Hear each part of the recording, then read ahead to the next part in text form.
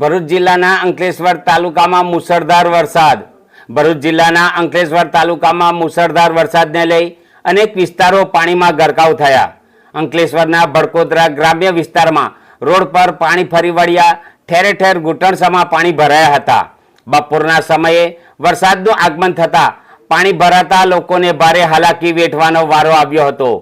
ત્યારે દ્રશ્યોમાં સાફ દેખાઈ રહ્યું છે કે કેટલાક વિદ્યાર્થીઓ સ્કૂલેથી પરત ફરતા હતા અને પાણી ભરાતા રસ્તામાં અટવાયા હતા, તો કેટલાક નોકરિયાતોને ઘરે પાછા ફરવાનો વારો આવ્યો હતો. પાણી ભરાતા કેટલાક વાહનો બંધ થયા, તો વિદ્યાર્થીઓ ભરેલી એક સ્કૂલ વાન પણ પાણીમાં બંધ પડી જતા વિદ્યાર્થીઓ ઘરે જતા અટવાયા હતા.